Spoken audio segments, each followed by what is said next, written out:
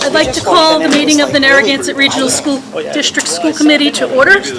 And we're going to start with the Pledge of Allegiance. For the flag, for anyone who can't see, is right behind the screen here. I pledge allegiance to the flag of the United States of America and to the republic for which it stands, one nation, under God, indivisible, with liberty and justice for all.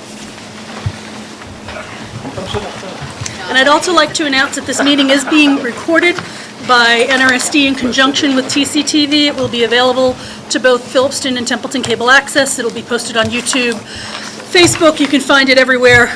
Go follow TCTV and watch our videos because they're lots of fun. With that, I'm going to kick it off right away because we have a lot on our agenda today. We had asked Mr. John Columbus, Mr. Eric Olson to join us. They are Templeton and Phillipston reps to the Monty Tech School Committee, and we wanted to just engage them in some discussions, and we'd like to ask them to come forward and share with us whatever they'd like to. Sure, I don't know where you prefer, any place better than another? Or? Wherever you're comfortable, if you'd like to stand up front, if you want to. This wonderful Serengeti pictures of wild animals. Right. Yeah, pretty thank you pictures. for having us this evening. Anytime to come out and talk with our constituents and understand things and questions, and please give some information on Monty Tech. We're happy to do it. So I'm Eric Olson from Phillipston. I've been a school committee rep for Monty Tech now for 17 years. So our representative. Again, I'll give some information that I know and have. Again, these are my opinions as a school member, not speaking for the entire school committee. As our school committee here knows, here's an individual of 21 members from our 18 cities and towns. Hi, I'm John Columbus, and Eric's been there for 17 years. I've been there for 3 meetings, so we'll defer to Eric on that. And besides, Eric told me earlier he likes to talk. So. I do. The hard part is I don't know when to stop. We'll keep track of that. So keep me in line. So probably one update I thought would be useful for at least the Finance Committee boards that are here is, if you didn't notice already, the FY19, FY20 final assessments, we had voted those about a month and a half ago. You should have received new updated letters with the final assessments. So the number that was voted at town meeting for both Phillipston and Templeton did go down, so we did reduce the assessments to both communities for Templeton and Phillipston.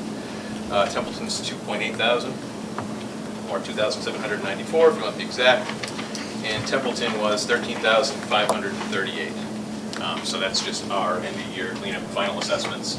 That was what the minor sets of changes were. We have just started our, I love to say this, it's so fun to say, our 2020-2021 budget process. So we've had several subcommittee meetings. As everybody knows, we just got the governor's numbers in last week. The change in our process this year that we will be at least talking to the finance committees about.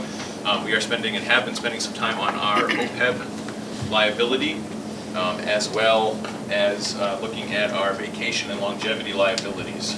So we're trying to get a little bit of a handle and understand how we're going to, with the requirements from our auditors, start to fund and look at our OPEB liability, as well as other balance sheet liabilities. So that's a slight change you'll hear us talking about this year. If you're really interested, we have engaging subcommittee meetings about this.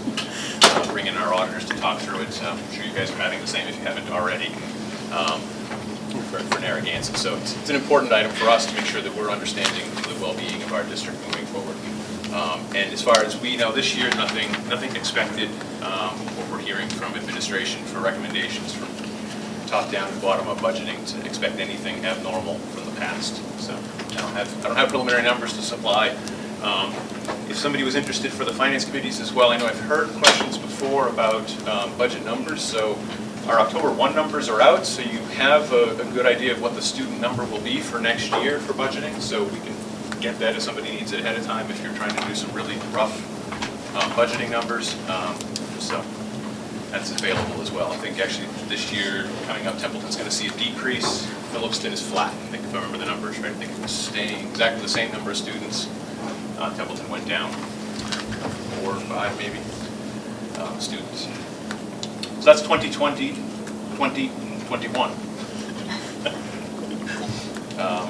And last, I guess, one of the things that came up too was looking at sort of opportunities and sort of things coming forward, things we could do collaboratively. I think one of the things we've done well in the past that some people don't take as much advantage of, I don't have the numbers for Phillipston.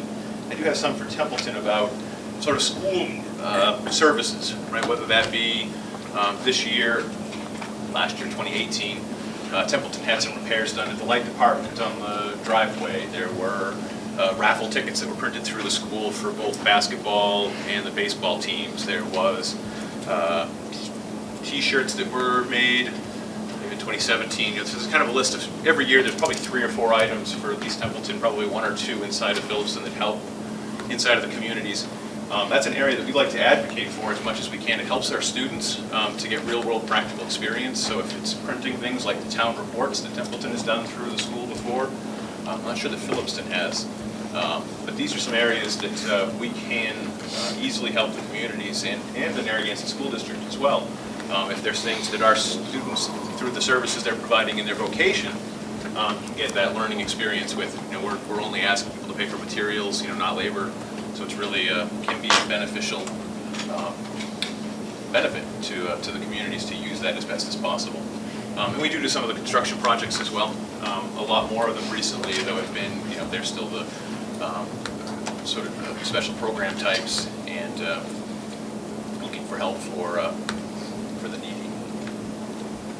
2020, 2021. Oh, I guess the only other thing to add, I guess, for our 2021 too, we're under negotiations for our contracts too this year, so it's kind of a busy year for us on the committee. So, just wanted to give you guys, I guess, a brief update, and then if there was questions that anybody had that we wanted to make sure we covered at the financial planning meetings or our budget presentation meetings, please let us know. I'm more than happy to prepare anything special for any of the boards when we come in to talk about the budget for 21. Happy to prepare any materials or details that anybody would like. Yes? Is there a list somewhere where we could go and find out what you could help us with, like what's offered to towns in the school district? You know, things that you could do? I think we could provide easily things we've done in the past without question, and that's usually in the annual report. Okay. So there's a detailing sort of in the annual report of like the projects that have been done for other communities, so that might spur some thoughts. I know in Phillipston, the Monty Tech annual report gets printed right in the annual report for the town. Does Templeton do the same? Do they print the Monty Tech annual report I don't know. in the booklet? Yeah, I'm not sure. If not, we can make sure that that's shared around as well, and it's also publicized on the Monty Tech website. But that's probably the best way. I mean, it's kind of hard to think about what type of services, but if you think of any of the trade programs that are doing, we've done fundraising, chairs, Adirondack chairs for certain events and activities, T-shirts, autographics, banners, posters, program printouts, like I mentioned, tickets. Okay. Yeah. Thank you. You're welcome. Yeah, Tom. I'd just like to offer in terms of your question,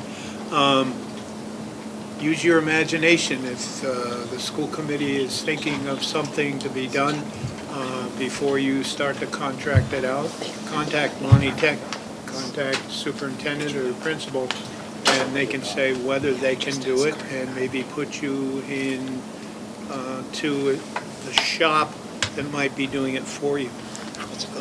I know Phillipston has been doing that an awful lot, making the contact.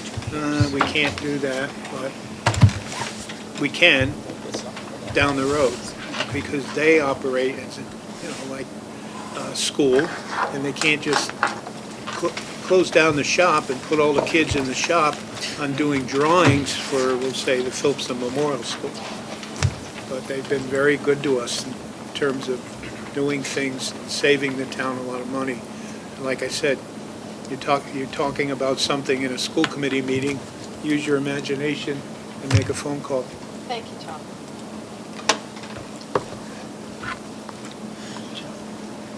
Anybody else have any questions?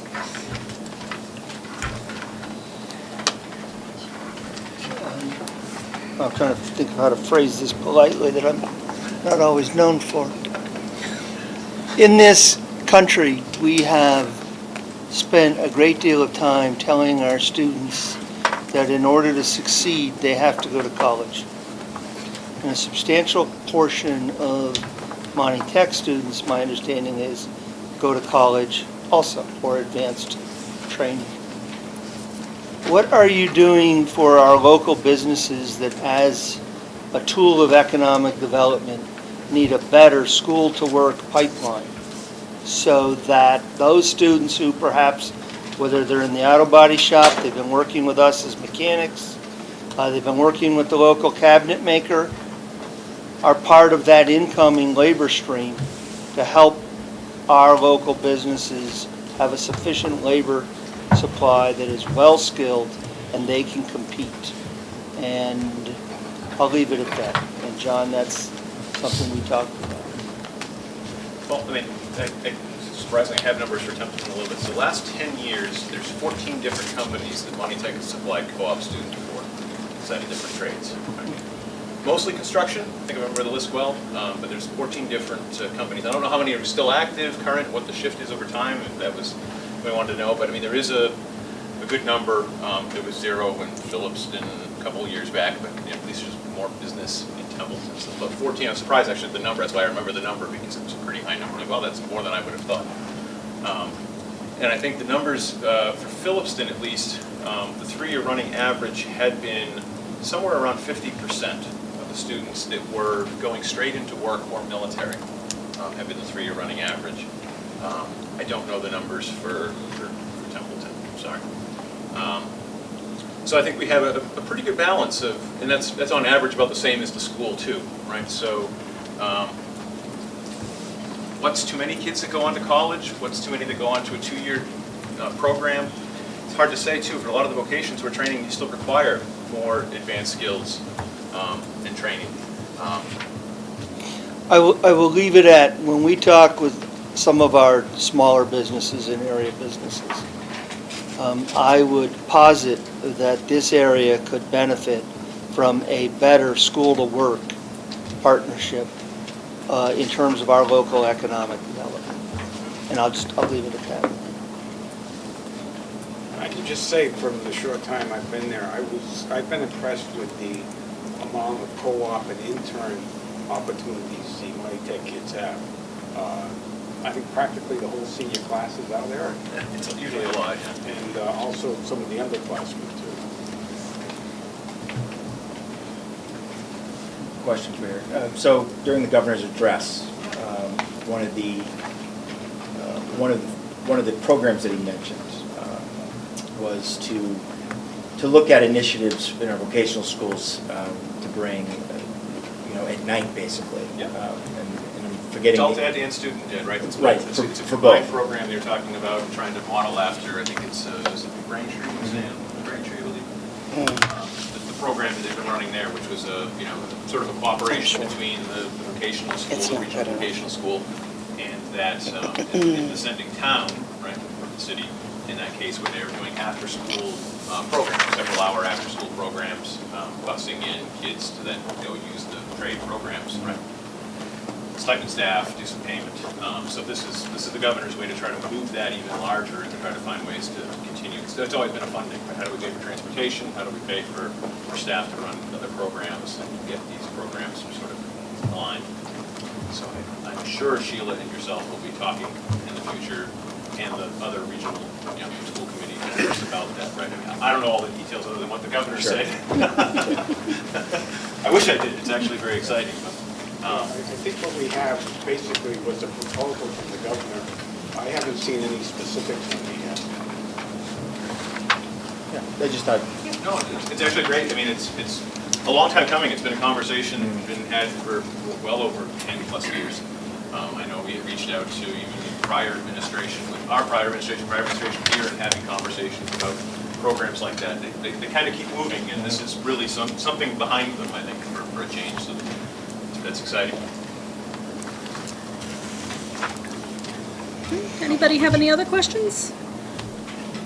Well, seeing none, I want to thank Eric and John for coming, and we'll certainly be inviting you back to update this group. We do try to meet at least twice a year to get together, so I think it would be a nice addition to have you join us too, and just kind of keep everybody in the loop of what's going on. Great, thank you. Thank you.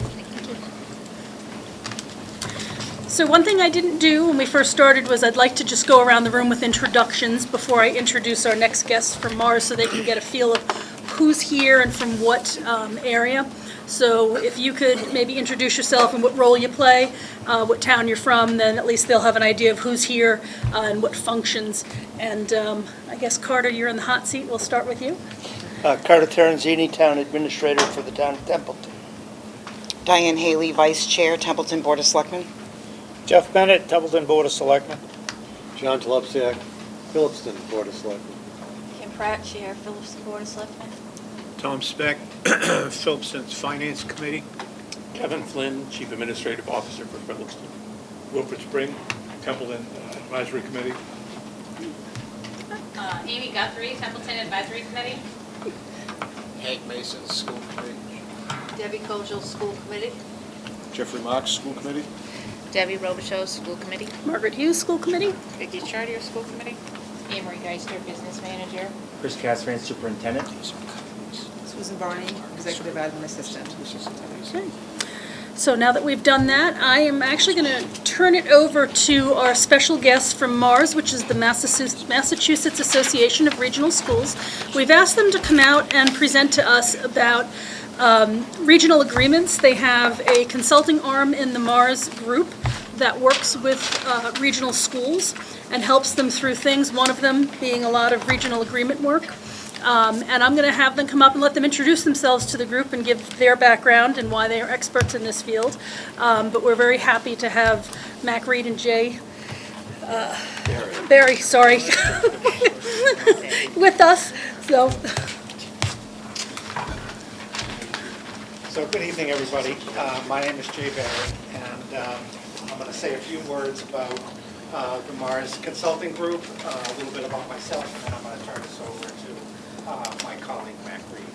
So I think Steve Hammond is a familiar person this summer here, but when Steve was the director of the Association for Regional Schools, the consultant group really was an outgrowth of the support and assistance that regional schools were asking for from the association.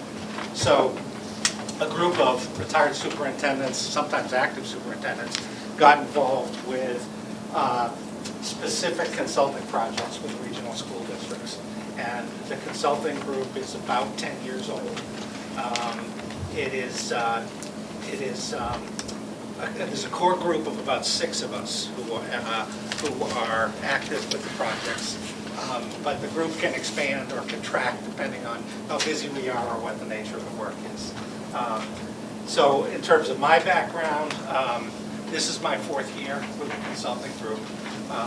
And I was a special educator and assistant principal in the eastern part of the state. And then when I got married and moved out to the western part of the state, I was the vice principal of Northampton High School for a few years, and then the principal of Tantascwa Junior High School for 9 years in Sturbridge, and then a superintendent for 17 years. And half of that time was in a supervisory in Berkshire County, and half of that time was in a 3-town regional district in Southwood, Mass, in Hammond. So we, as a consulting group, there are about a half a dozen issues that we typically provide support for. One of them is updating regional agreements.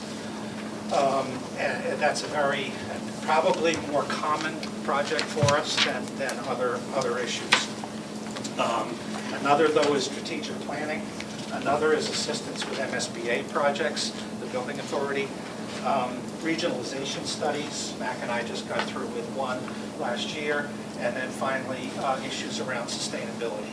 There's a lot going on in rural communities and in regional districts around the state with declining enrollments and really tight municipal finance issues. So sustainability is becoming more and more of a challenge for a lot of small and mid-sized regional districts. So that's the nature of our work, and I'm going to let Mac tell you a little bit about himself and walk you through how we approach updating regional agreements. Okay. Thank you, Jay. So yes, I'm Mac Reed, and I also have been around a long time. My background is starting as teacher, counselor. I was a special ed administrator for quite a few years. I was a director of personnel. I've been principal in a couple of schools, and the superintendent. So I have some variety of experience looking at regional schools, and almost all of my experience has been in regional schools. And so when we had the opportunity to start looking at the regional agreements, it was of great interest to me, since I think I spent probably the first 20 years of my career in a regional school district and didn't even know there was such a thing as a regional agreement. I'm assuming that the majority of people in your communities have never read the regional agreement or maybe don't even know anything about it. So we got involved in this, and I have kind of a unique perspective in that I was the superintendent in Shirley when we spent several years developing a K-12, pre-K-12 regional agreement, or region with AIR. And so I sat on all of those meetings as a superintendent as that new region was established. Then as a resident in Boxborough, you may know Acton-Boxborough was a region for 50 years, but just grades 7 through 12. There was an interest in making it a pre-K to 12 region. So I co-chaired the committee as a citizen that after 2 years, both towns voted to make Acton-Boxborough a pre-K to 12 region. So those were two experiences that piqued my interest about regional agreements, and then we got involved in looking at regional agreements with other school districts. So I've learned a lot over the last 10 years, and one of the things that's been really helpful, we've developed a really good relationship with DESE, and as I mentioned down in the Cape, we have Chris Lynch on speed dial, and we talk with her all the time, and Michelle Griffin, about issues that we're seeing as we look at regional agreements around the state. So, I guess, so what is a regional agreement? It really is, it defines the intersection between the towns and the school district. It's about what the rules are, how things work, how the finances work, the responsibilities of the school committee to educate children. So it's a very important document for your communities. And it also, especially in your case where you're a pre-K to 12 region, it also helps the elementary schools come to some common understanding of their curriculum, so that children from both towns, when they get to the junior high school, the middle school, and the high school, have had somewhat common experiences. That was not the case in Acton-Boxborough, where Acton had its own elementary schools and Boxborough had an elementary school, and there wasn't a lot of communication there, so those kids were getting to the 7th grade with different experiences, and now there's pre-K to 12 region, there are more common experiences, and this regional agreement helps to support that common concept. Basically, I think more so it's the school committee, it outlines the school committee responsibilities that they have to educate children. Chris? So also we recommend, as we go through this process, that a regional agreement is looked at by the school committee and a group of townspeople on a 5-year rotating basis. So things change, laws change, and what you're trying to accomplish changes, and sometimes you need to tweak something a little bit, sometimes you don't. So we see this as a living document that shouldn't be left on a shelf for 25 years, which is the case in many places. So this document reflects the state law. It has to conform to state law. It has to conform to DESE regulations. And it also should reflect what you're actually doing. Things that, as long as they meet the laws and regulations, each regional school district has some different policies and practices and procedures. And it doesn't have to be very specific, but there are some things in there that should be up to date so that everybody knows how things work. So how do you begin the regional agreement process? Well, I would say I've probably read 35 or so regional agreements, and almost all of them say that there are two ways to do that. One is for the regional school committee to vote to say we want to amend our regional agreement, and the other is that a group of, often says 10% of the citizens of one town can have a petition to ask that the school committee initiate a review of the regional agreement. However, your regional agreement does not say that. It says that a town meeting vote can decide that the town wants to update the regional agreement. So yours is a little unique in that respect. And one of the things that we have found as we've looked at many of these, someone wrote the first regional agreement back in the 50s, and you would be surprised at how similar all your regional agreements are. No matter how big or how small the districts are, the wording in many cases is exactly the same. So everybody just copied. When a new region came along, said, well, we have a boilerplate for regional agreement, and most people just copied it, which obviously makes a lot of sense. But things are different now than they were in 1952, so that's why things need to be updated a little bit. So the regional agreement, a lot of things changed in 1993 when the Ed Reform Act came along, and it changed some of the laws that refer to regional school districts. And a lot of districts whose agreements haven't been updated since then. My understanding is your agreement was updated in 2004, although my understanding is also that it never was sent to the state because we didn't know that we were supposed to do that. So as far as the state is concerned, they're still using the original agreement that your towns have. However, it has been sent to them as of the last month or so. But it's still not official because the commissioner did not sign off on the 2004 document here. So it has to meet all the laws. The DESE regulations change over time, and so it has to meet those regulations. And again, it has to meet the policies and procedures that you have. Many of the agreements that we've seen have had amendments added to them. And one of the things that we like to do is fold those amendments into one document, so it reads, although I don't think that's the case with you, Chris. So what doesn't it do? Some people say they feel like other things that happen in your towns, if you were to go through this process, you would not be opening your regional agreement. So it's not like you're opening a can of worms that can't be closed once you start. Nothing changes with your current regional agreement until the whole process is done. The school committee, the towns, and the commissioner sign off on it.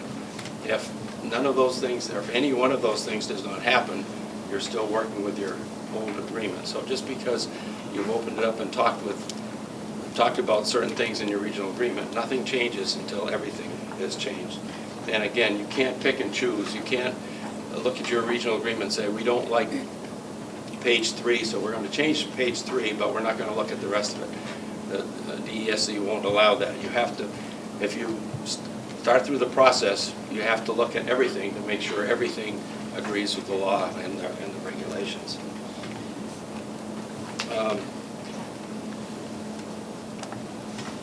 Let's see. Yeah, and the other important thing there is that when you look at this, a new agreement cannot absolve one of the towns from past responsibilities. If you have debt on a school, for example, a group amending this agreement can't say, okay, well, we're going to change the rules, and now one town doesn't have to finish paying for it, the other town's going to pay for it. That can happen. All the past financial agreements have to be folded into the new agreement. Okay. So what are often the biggest issues? Usually governance is an issue. So how your school committee members are elected. You elect your school committee members in, I would say, a minority of the ways. The majority of regional school districts do it based on population. So, for example, your towns, I understand, the population is split about 80-20, and if you went by the first one of those options, it would be 8 school committee members from the bigger town and 2 from the other town. Well, you don't have to do that. There are other ways, and you've chosen to have, I think, 3 and 3. Is it? 5 and 3. Oh, 5 and 3. Okay. And you can set up other parameters, but there are other hoops that you have to jump through. And so anyway, there are 5 methods in your using one of them, and that's something that would have to be looked at. The other big issue often is the assessments.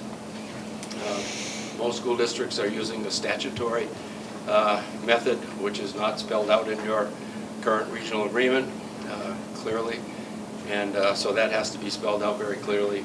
There is another option, and that is to have an agreement or agreement method or a alternative method, and some districts do that for a variety of reasons. For example, in Acton-Boxborough, before this last amendment, when Acton was encouraging Boxborough to get into the region, Acton said, no matter what the capital cost is of the regional buildings, Boxborough only has to pay 5%, no matter what the enrollment is. And the enrollment is like yours, it's pretty much 80-20 in Acton and Boxborough.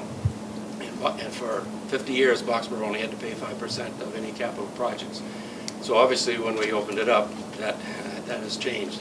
Acton was not as forgiving 50 years later as they were in the past. But so that's another thing. There are other ways to do it. The statutory method that probably most of you know, or all of you know, is the state determines how much money each town has to put into the region.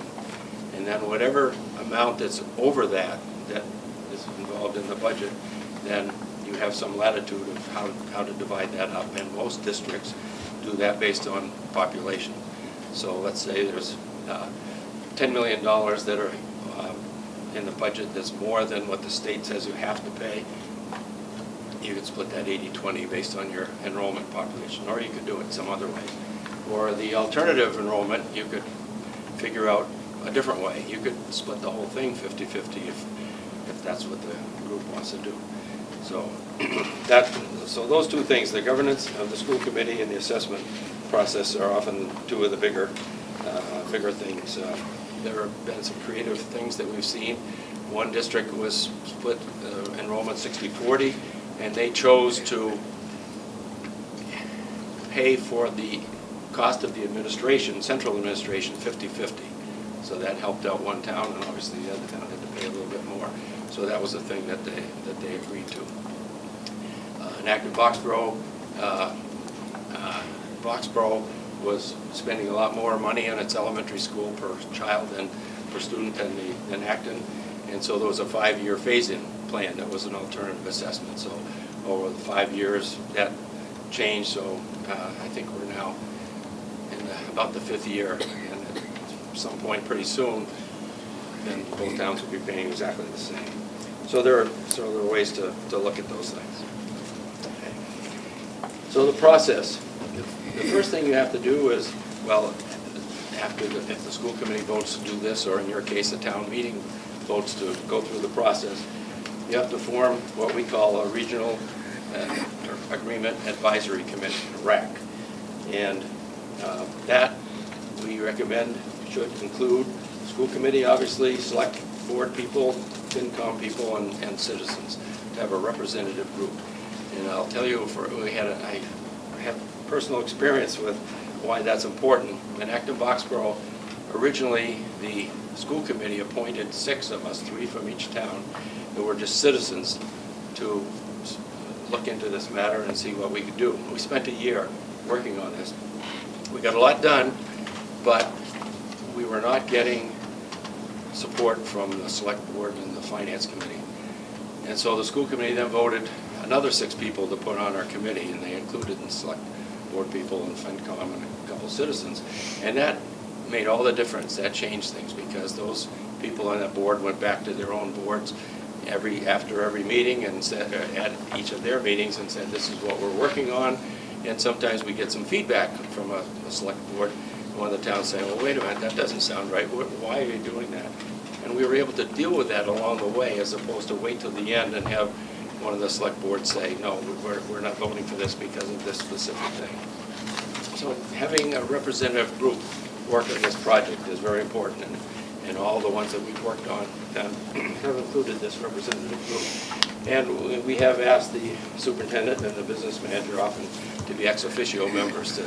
They're kind of consultants to the project, so that they can help with a lot of information. A lot of people would be asking questions. Obviously, people in the community wouldn't know a lot of the things specifically about the budget or the assessments. And so the administration can certainly help out with that process. Okay. So the first thing that group would do is to review your current regional agreement, look at any ways that it doesn't look like it meets the state laws or regulations, or and those two things, that's something that we can do to help you out.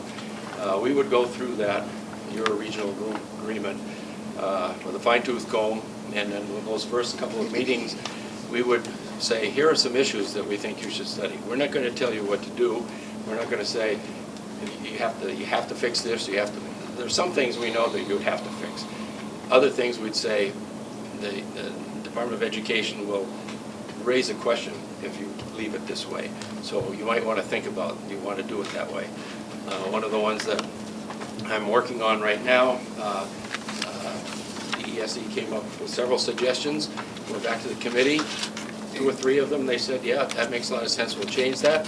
A couple, they said, no, this is what we want to do. So my job was to go back and convince the ESE that that's what the towns want and that's what the committee wants. And so far, so good. So that's what that group would start looking at and pouring through it and figuring out if they want to make any changes, make sure it's up to date. And along the way, we ask, or when we get fairly, along the way, we ask the ESE to be involved. When we see something, when we say this group seems to be doing something that's different than what we've seen before, or maybe a little controversial, we'll get that to the state and say, what do you think? Is this going to fly? Can I jump in for a second? Sure. On this slide, the last bullet, I just wanted to highlight this because it's something that we've changed as a result of our experience with this process. And that is, as we get closer and closer to asking for the Department of Education to come to a preliminary agreement on the document, it's really important that the attorney for the regional district, the attorney for the member towns, that they do their review and vetting prior to the document receiving preliminary review from the department. That way, the legal process and the legal edits work better when the local attorneys go first and then it goes to the department. So I just wanted to put that out there. Sorry. And that often is a challenge because each of those 3 bodies, the select board's attorney, the town's attorneys, and the district's attorney, have a little bit different view of what they would like to accomplish, and each of them are trying to protect their own constituency. So often we have to do a little negotiating with this, saying we may have to look at the greater good here. Everybody can't have exactly what they want, or just like with anything else that you do, there are compromises, and we have to work that out. But it is important to get the attorneys involved. Okay. So at some point, this regional agreement amendment committee will say, okay, we've done our job. We think this is the best we can get it. They send it to the regional school committee. The regional school committee would take it under advisement, and they have several options. They could say, yeah, we like what you did. Now, we presume that there would be a member or 2 from the regional school committee on this committee, so there shouldn't be anything as a surprise coming to the school committee. But so the school committee can say, yes, we like it the way it is. They can say, no, we want to make a couple of adjustments of something that we see differently than that group did. So the school committee has the final say of what happens. And once the school committee votes, or they could vote to say, no, we're not going to forward it to the towns. So any of those options. Accepting it as is, making adjustments, or saying no. So then, assuming that they say yes, they would send it to the select boards of each of the towns. The select boards would have a responsibility of putting it on a town warrant for a special town meeting or an annual town meeting. And there'd be presentations, and obviously the people would decide whether they like that. Now, unlike a lot of things that happen in your town meetings, people can't pick and choose. People at a town meeting can't say, well, I like all this, but I don't like this piece, because the other town is voting on the same thing. They have to vote 100% on what's there or turn it down, obviously. If both towns do that, it gets sent to the state and the commissioner reviews it one more time for legality and meeting all their regulations, and the commissioner signs off on it, and at that point, it becomes your new amended regional agreement. Now, it doesn't mean it would start instantly on that day when the commissioner signs off on it. You would write in the agreement at some point when you want that to start. If you, let's say the town's approved it in May town meetings, you wouldn't want it to start on July 1st because it might have changed something about the assessment process. So generally, you would say that it would be start on July 1st, at least a year beyond when the town's voted on.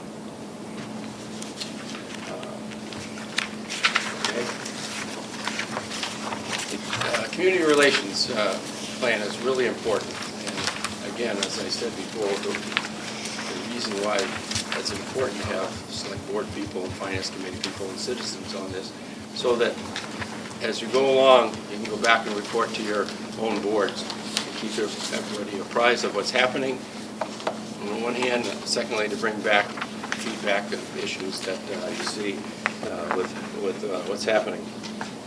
So, and then when we get near the end of the process, we recommend having public forums that you can have in each of your communities and invite people to come in and take a look at it. And I can tell you, and from my experience at Acton Boxborough and in a couple of other places where we have worked, people have stood up at one of those meetings after the Regional Agreement Committee has spent hours fine-tuning this, and someone says, well, did you think about this? And sometimes we hadn't thought about that, and so the committee goes back and says, well, yeah, that's a good point. We'll change that based on the forum feedback we got, or no, there's a reason why we did it that way, and therefore we need to educate the citizens better about why we did it in a certain way. So the public forums are certainly important. Okay. Can I throw in one Yes, more? sure. So the thing about the public forums, it's really good if they happen, this is probably obvious, but it's really good if they happen before a town meeting. So every town has an open meeting, anybody can come, and the process is explained, and you can ask questions. And as Max said, sometimes you learn some things, but let's say it's a clean process and there aren't many questions. Very often in town meetings that I've been to, somebody will stand up because they've been to the informational meeting and say something positive about the process and support it. So it's a great thing to do the informational meetings in the towns before the town meeting vote. Okay, last, just about done here. As I said, it does take some careful thought here. One of the things one word that I hadn't mentioned really here, but this really should be fair. You need to, each group, whether it's people in your shoes or in the school committee shoes, need to look at the big picture and say, what's in the best interest of the students in our communities? Will this advance our school district? And is it fair to the citizens as well as to the school district? So again, sometimes getting to fairness takes a little bit of time, but our experience are people who are willing to spend their time sitting on a committee and working through that tend to be very fair people, and are willing to go back to their constituencies and say, this is why we did this, and we hope you'll support it. Often we're asked about the timeline. How long does this take? And as you might imagine, it takes only as much time as the issues that you have. If you have some really thorny, sticky issues, it's going to take a little longer to work through them. If you have issues that are legal issues, and we say you're going to have to do this in a certain way, and people accept that, that's one thing. But again, often it's the governance of the school committee and the financial issues that take a little more time. One of the things that I've experienced that always interests me, two things. One is the issues that you have, I'll bet, are very similar to almost all the other districts. They may have a different angle to them, and there may be different reasons for them, but the issues are basically the same. That's one thing. And the second thing is, and for some reason this hasn't happened on the last couple that I've worked on, but for the first ones, it seemed that it took us 2 or 3 meetings to figure out that one town thought they should pay less, which obviously means that the other town has to pay more. And that generally doesn't work. Nobody wants to pay more. Everybody would like to pay less. So we sometimes have to work through that, and once we figure out the fairness there, then things work pretty well. So the timeline, again, probably the shortest, and what we've done is meet once a month, one evening a month, and as we go through the process. And it depends on when you want to get it to your town meetings. If we're shooting for a May town meeting, that's one thing. If we're waiting for a fall town meetings, do you each have fall town meetings? We do. Yeah, so in many cases, we recommend that this come up at a fall town meeting because it's somewhat of a complicated issue for people to grasp, and the fall town meetings usually are less complicated than the annual meetings in the spring. And annual meetings in the spring sometimes get emotional about the budgets, and separating this process from your annual budgets might be a good thing. It's not absolutely necessary, but anyway, the timeline depends on when you're trying to get it to the towns. And so sometimes we might have a couple of meetings in a month near the end to try to speed it up to get it ready for to get it on the warrant at the right time. And other times we have plenty of time. So I think 7 or 8 months is the fastest we've done one of these.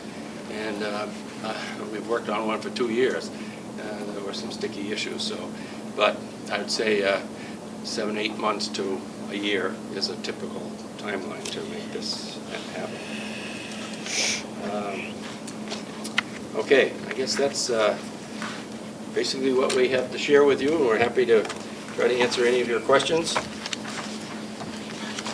Yes? A couple of things, and I'm taking some of this from the questions that were asked at the session down on the Cape at the conference. But can you talk about the number of agreements that you've worked with over the years, and how many of those you could never come to an agreement on, or had multiple tries before you got there? Have you gotten to town meeting and then had to go back to the drawing board and done it once, twice, three? What type of experience? Because from my perspective where I sit, we need help to do this. I think that word fair is something that oftentimes a facilitator can help bring in and ensure that we all come back to that. And it sometimes is difficult when you don't have that facilitator. So maybe if you could talk about some of your experiences and the value of having that outside. I might jump in first because I'm the junior member here. Mac's got a little more experience with this than I do. So if I was part of the team that helped you with this, it would be the 5th agreement that I've done or worked on. And all of them were brought to a vote and approved. Some of them were, like Mac said, I thought he was on point here about how long they take. Usually a year. There was one that we did on the South Shore that was a little bit less than that, and there was one in the Berkshires where I worked on it, and it was a year and a half, and we got into some legal questions, so it kind of dragged on for a while. But they all got resolved, and they all had working agreements, full compliance, and better off for it. Yeah. I can't say that my track record is 100%, as Jay said. We did a regional agreement a year ago, not too far from here, and 2/3 of the way through the process, I found out for the first time that it was the select board who had put together the committee to review this, and the school committee's nose was a little bit out of joint that it wasn't coming from them, and so they have sat on it. So far it's completed. The select board, finance committees all have approved it. The members of the school committee who were on that committee have approved it, but the committee is sitting on it, and I'm not sure what's going to happen. The other one of mine that lasted 2 years, that has not been resolved yet. That's still, one community is believing that the other community should be paying more, and they should be paying less, and that's not resolved. So this would be my 9th one of these, so of the 8, 6 out of the 8 have gone through. I think it's fair to say that of the 18 that our group have worked on, none have been turned down at a town meeting. Though that if they've gotten to the town meeting, they've all been approved. Is that fair to say? Yes.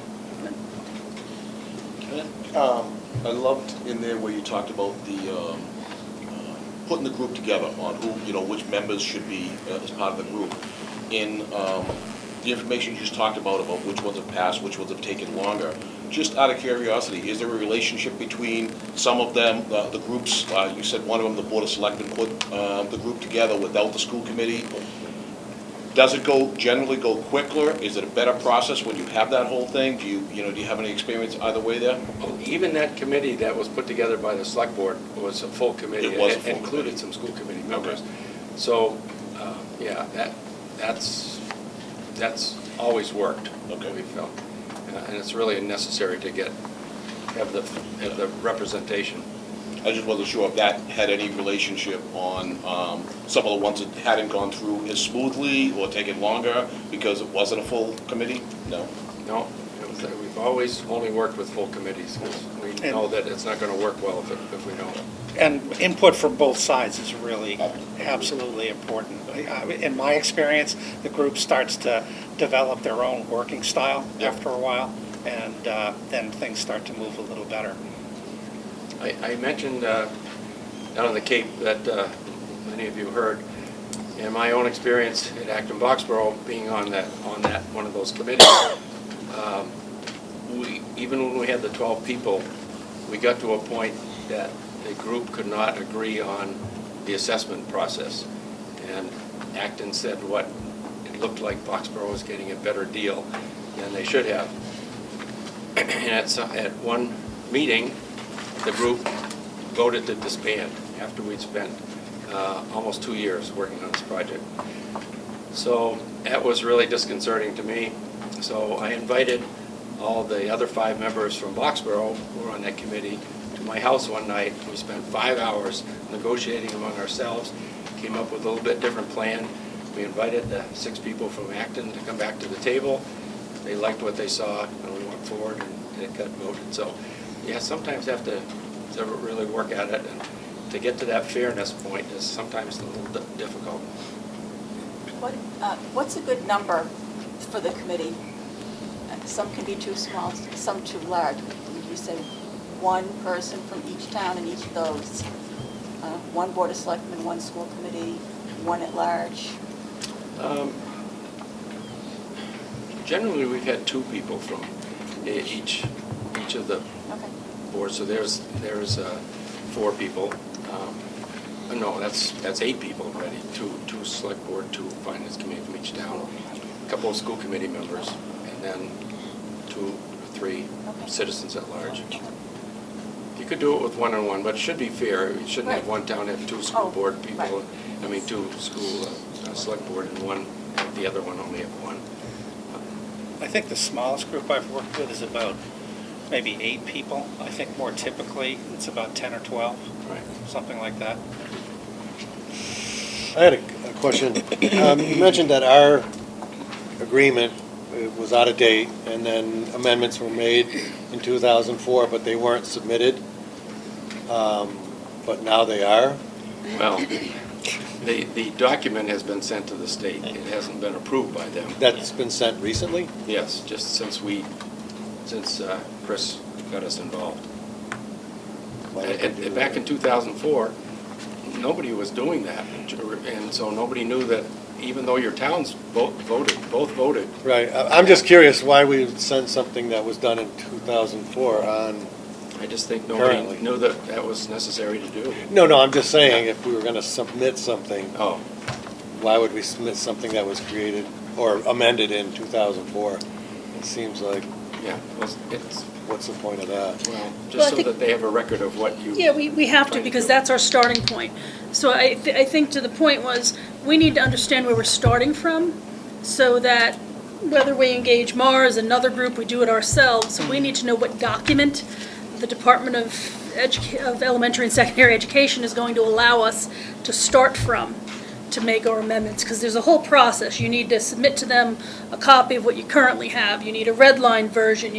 So all of these things you have to provide. So we are going to need to know what that starting point is. So I think that's why we needed to find out what version are we working from at this point. Yes, we would assume that we would start from the 2004 version, because that's what your towns voted on last, even though it's not technically an official version.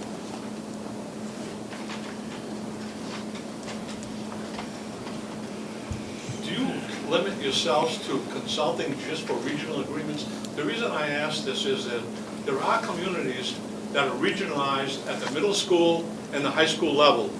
Their elementary schools are not part of the regional school, basically. Right. And to me, they would probably need some level of consulting so that they're integrated, and have a good working relationship with the regional agreement for the individual towns that have just, the elementary school itself within this, because they're not regionalized. Do you get involved in that also, so that it's integrated with the regional agreement? We don't necessarily get into that issue specifically, but you're right that a lot of regions are 7 through 12 regions, and they're not K through 12 or pre-K through 12. But that's where supervisory unions come into play, and sometimes those supervisory unions that band together the elementary schools share the same superintendent as the regional district. Yes, the regional school district that I'm talking about shares that superintendent, with the schools on both levels, on the regional as well as the elementary, and they seem to, from what I've seen, they seem to have pretty well the same documentation, maybe a little change for each community, but the outline itself for each of those agreements seems to be pretty consistent, so it seems like they're integrated fairly well. Yeah, well, if they share an administrative team, it lends itself to being cooperative and to coordinating their efforts. And if all of the schools, for example, I was a principal at Tantascwa, the elementary schools are not part of that region, but there is a lot of coordination there because all of those kids from those, I think, 5 towns are coming to the middle school and the high school, so it makes sense to... Exactly right, yeah. There are at least a couple of kinds. Obviously, the curricular is, I think, what you're talking about, so that the kids have common experiences getting to, and then the other thing is finances. Obviously, the elementary schools that are town-owned, they do their own budget. Right. Obviously. Separate budgets, and they still supply people for the regional school committee also from the individual committee. That's right, that's right.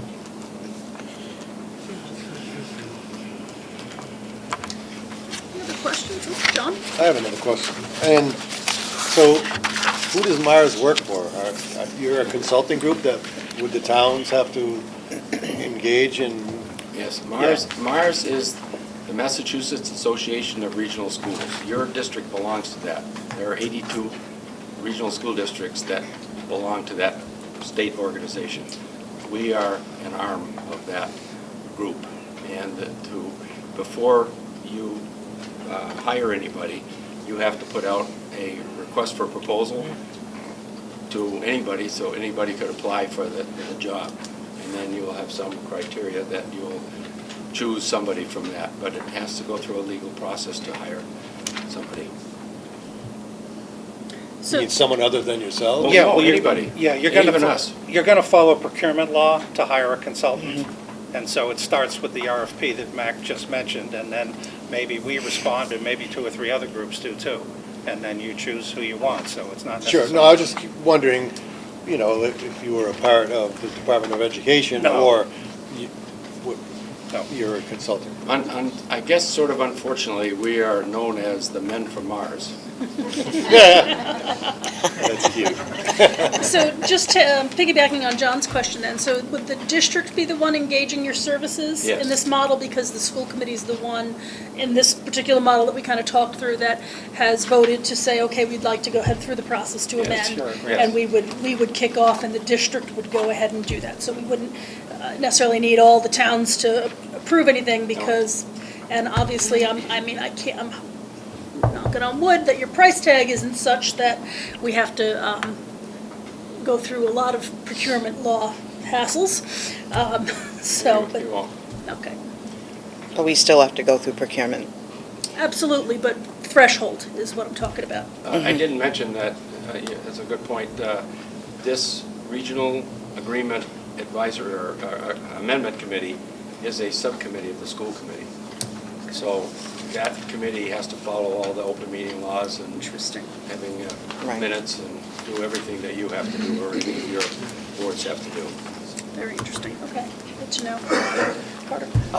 I just want to step back because we've identified at least one amendment that's needed as a standalone. Looking at the agreement comprehensively, certainly needs the full committee as established in the agreement. But I thought, But there is no barrier, as far as I understand, to one-off agreements sponsored by the school committee or by the member towns. There's no requirement that there be a full... Let's give them our specific, because Sure. I think this will help with the answer. We have our elementary schools named, okay, in whatever, Article 3 or whatever it is. And of the 3 names that are there, 2 don't exist anymore. We have a new building with a different name, and one does exist. So that particular article needs to be updated for a couple of different reasons. One, because one building we turn back to the town, it's not ours. The second is we need leases in play, and the leases need to be referred to as the correct naming conventions. So what's the provisions for trying to make an amendment to do some cleanup? It's not necessarily a substantial change to the guts of it, but the building doesn't exist. So is there a provision to be able to do that? I would say not really. We generally recommend you take the names of your elementary schools out of the agreement so that if you get a new school or it's renamed or you take one offline, it doesn't affect that. We do have a section, Jay's is really responsible for the leasing language that we've worked on in the past. But so can you go in and just look at one item? You can, but everything else has to be legal. You can't cherry pick a specific issue.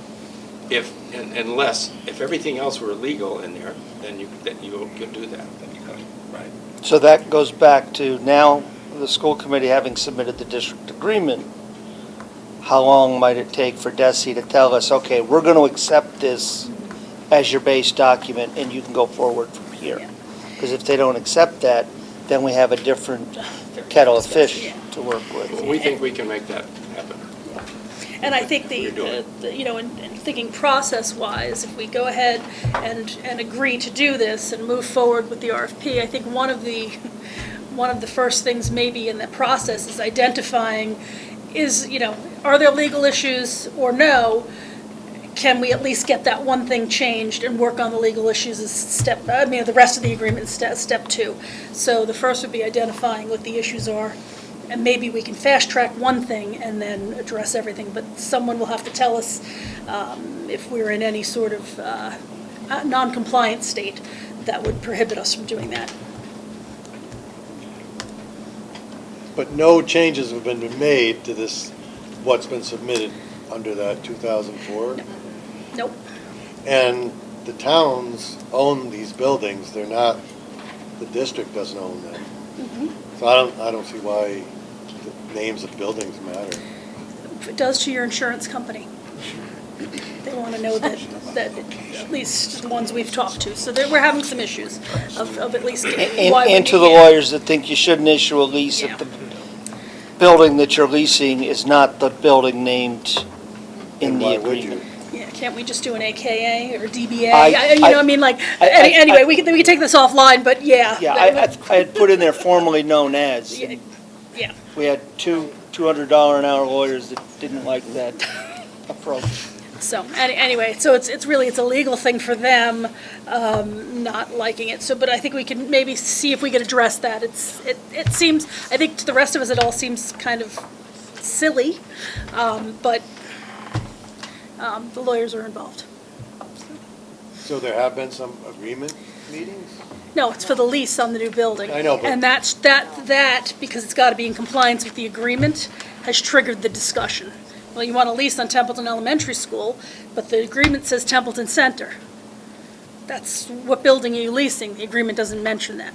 That's what the lawyers are going back and forth over. So it's a naming thing.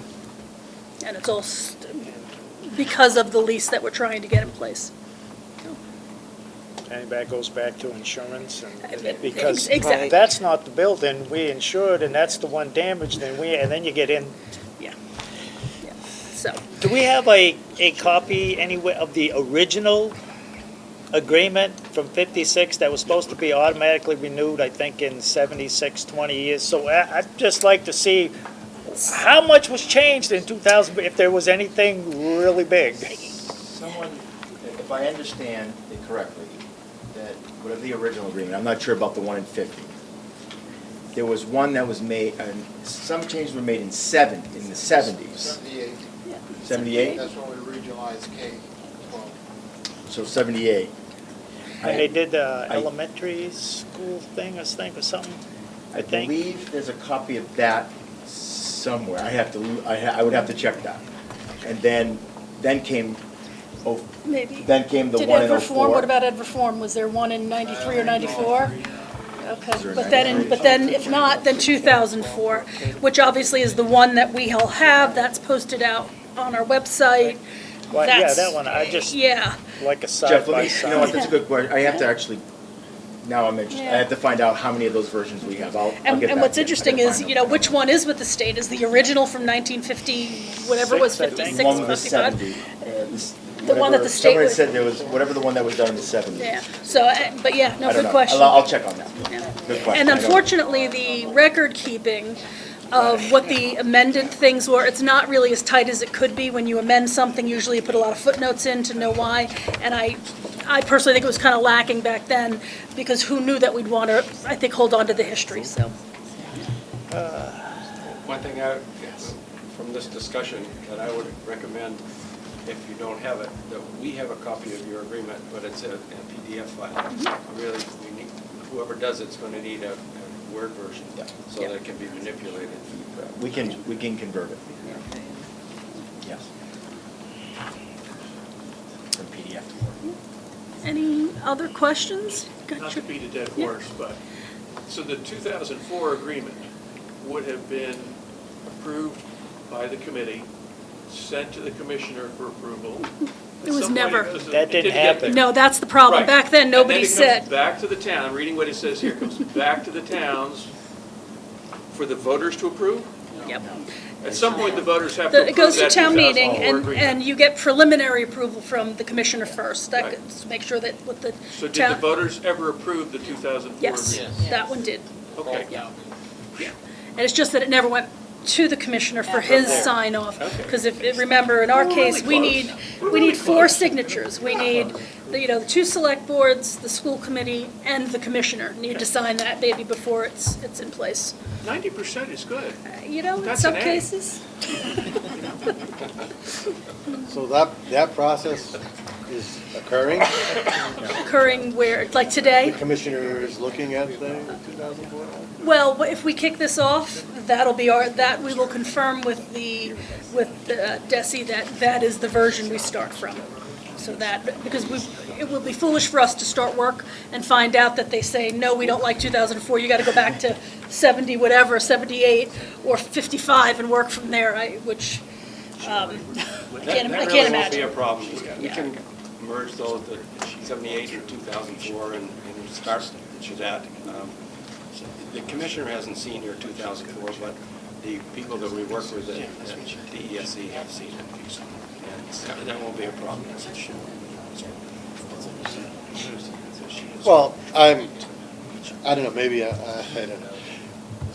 It's news to me that has been submitted. To Desi or whoever.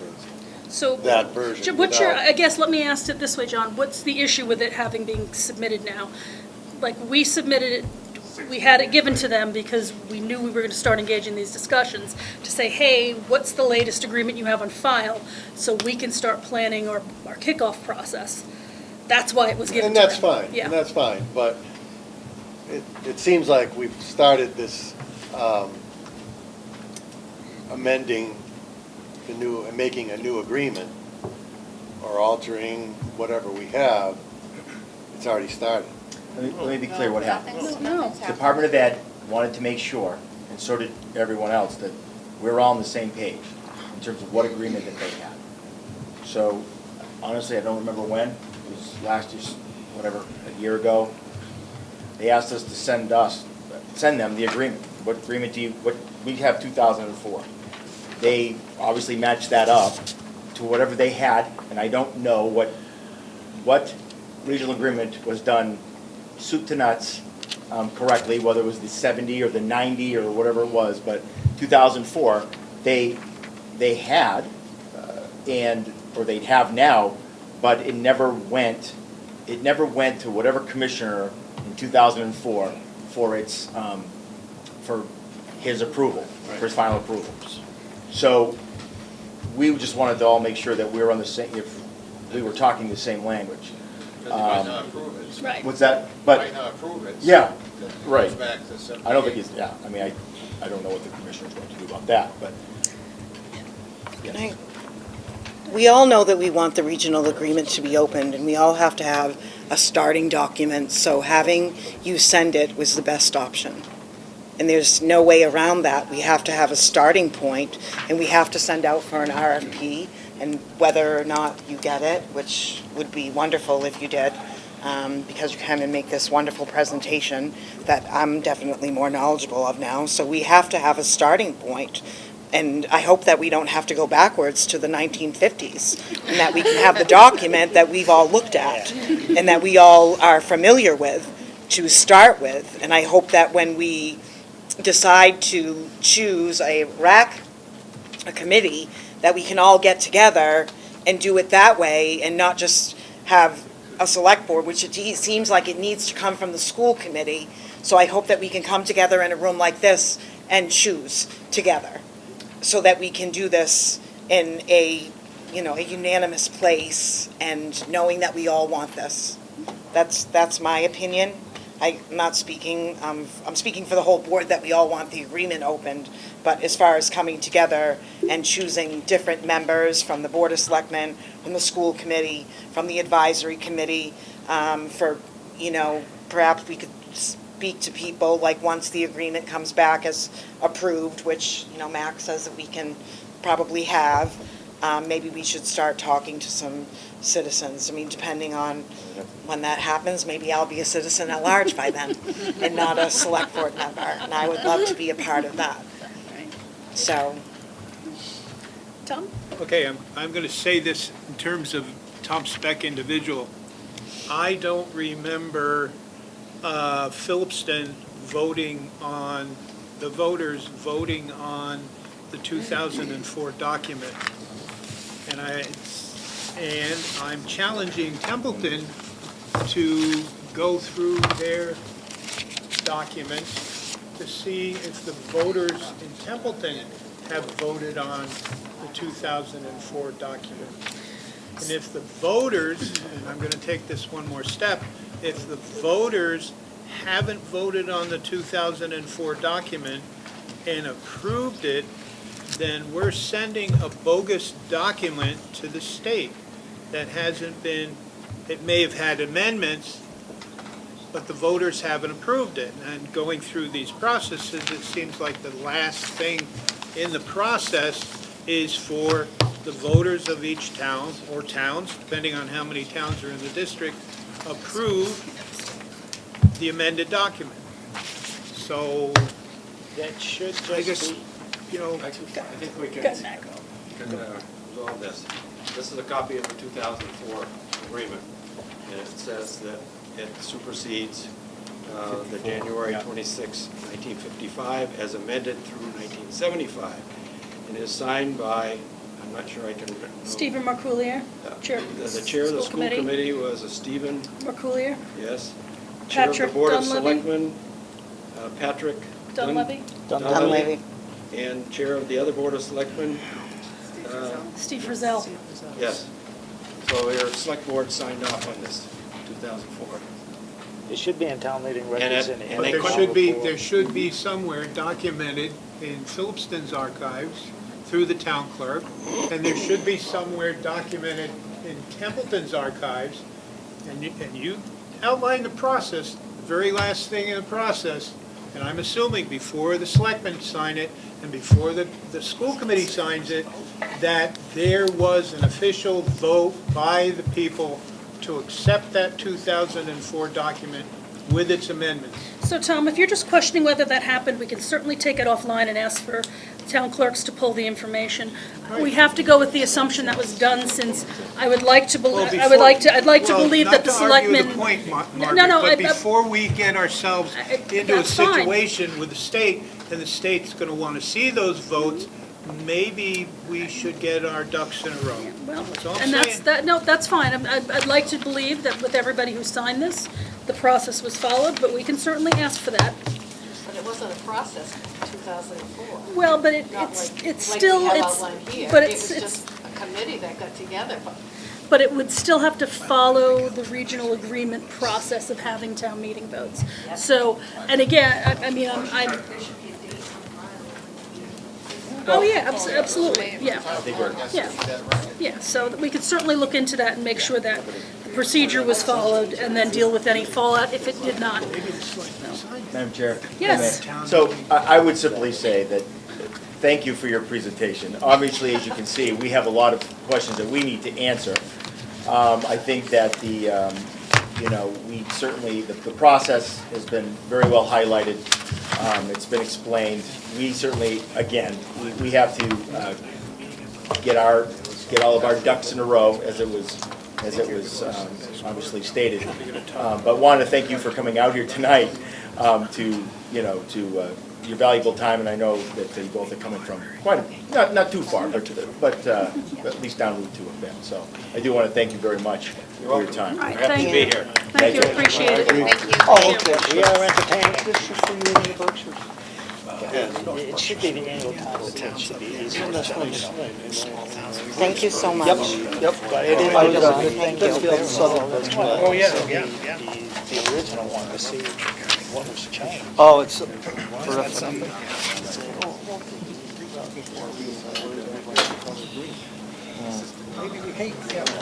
Yeah, but I mean, I want to see side by side, to see Yeah, what no, was I'm actually sorry. changed. No, No, Then I want to look at the. all right, sorry. We had two other quick items to go through. Just a quick FY20 budget update. But I already made a note. I'm gonna Just check to that. give where we are as a school district. We did report on this at our last school committee meeting, but I'll ask Dr. Cazavan and Ms. Geister just to update everyone as to, our spending for our FY20. We're all on target. Yeah, quick. So, obviously, when we were going through the process, beginning of the school year, we froze the entire budget, everything that, in terms of any type of spending that, with the exception of all of the required spending, salaries, et cetera. So, that was, that proved to be helpful,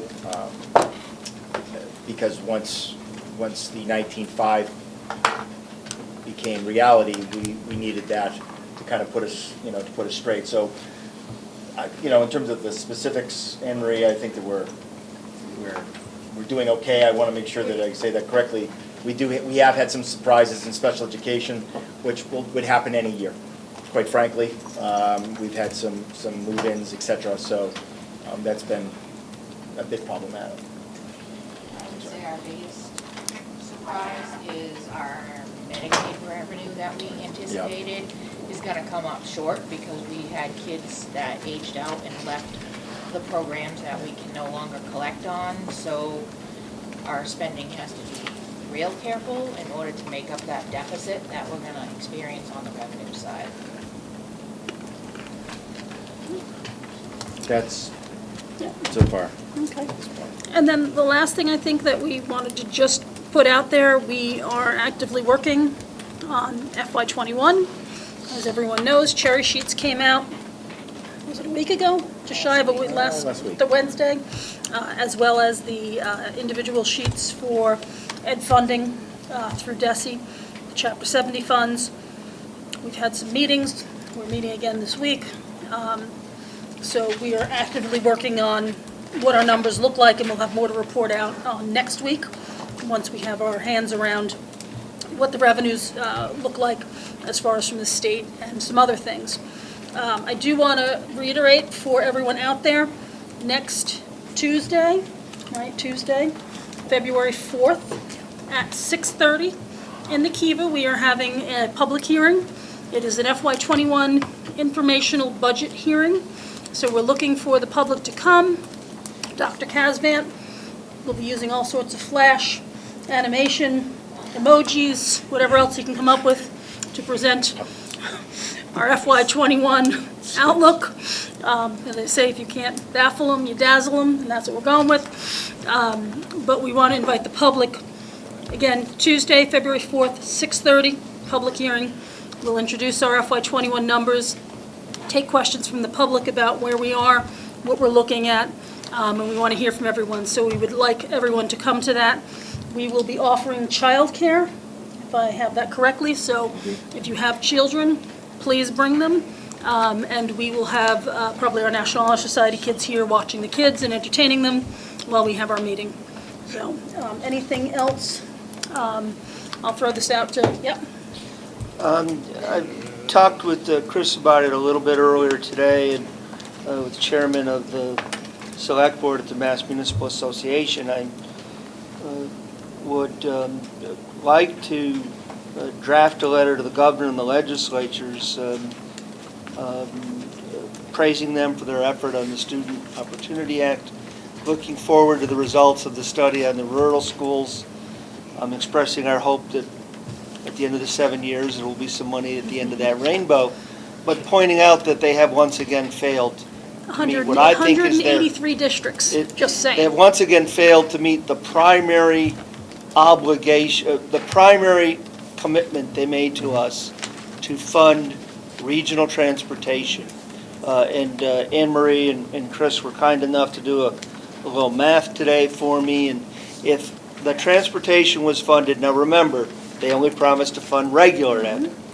But if transportation was funded at 95% of our expense, as opposed to the 76 or so, that's approximately $125,000 this district would be receiving in fiscal '21. It's not receiving. So my intent is to draft a letter that says those things, work with your superintendent and the 5 boards, as at best as 5 letters, 1 letter with 5 signatures, how we get that done. But I want to try to get that done in the next week to 10 days. And the citizenry needs to, as we asked them to do last year, have this same conversation with their legislators. That's money owed this district, and I'm glad for the other things. I don't think we can at any point lose sight of that commitment they made, and I think we need to keep pounding that drum for, I know they've gone deaf to it, but I do believe it's a drum we need to continue to beat. I would agree. The only thing I would add to that is that, yes, the Student Opportunity Act is wonderful, but the governor's budget gives us no extra funding except $30 a student bonus aid. We have $39,200 or $800, whatever it is, $39,000 and change additional funding from the state. So when the governor stood up and said how wonderful, and even, hey, I mean, he bragged about these 183 districts only getting their bonus aid, which for some districts actually ended up being a negative to their budget. There's an issue with that, and I know that there's a lot of chatter about it, so if you craft something, I think it might be... I'll circulate that draft. It would be lovely to put something in there that, 7 years out, we may see some relief. But because in terms of revenues, it was about $40,000 to the district. What saved was on the chargebacks side, the expenses side. Yeah. So, and I think it's unfair that our community heard Student Opportunity Act and thinks, wow, this should be the answer to our prayers, when in reality is it's not answering anything right now. And I caution everyone that once we do see monies, it will end up in your minimum local contribution, or a good chunk of it. So even though the state is going to give us more money, who's going to fund that? We And a are. bunch will be pushed back to the local municipalities. So it isn't this great win for the towns or the school district. We're happy if we can get those funds and at least fund us at a level that we should be, but it's still going to have a hurtful impact all over the place. So, my 2 cents. Thank you, Margaret. So thank you for working on that letter. That will be very We'll get helpful. that out by the Yeah. end of the week. Great. Anybody have any comments? School committee? Anybody? Well, I would like to thank everyone for coming. I always like to have all of our boards together and ensure that you hear from us and we can hear from you. We'll be taking the regional agreement under advisement as a committee and see where we go with that. We've heard from everybody that there is an interest in looking at it and revising it. It has not fallen on deaf ears. Timing has a lot to do with this, and the time is right for a whole host of reasons, the least being one of them with these names of the town. So it was actually good to hear that they like to take the names out of the agreement, which is something we had actually spoken about. So that works out well. So we will take that back under advisement. My guess is we'll probably have it on our agenda for our next school committee meeting, which will be February 12th for anyone who's interested in our next school committee date. And that will be in the Kiva. But again, I want to throw out February 4th, 6:30 in the Kiva, a public hearing talking about our FY21, or as Mr. Olson likes to say, the 2020-2021 budget, because that's fun. So please come. Childcare will be provided. So if there's nothing else, I would take a motion to adjourn from my board. I have a motion. Do I have a second? And a second. All in favor? Aye. Thank you, everyone.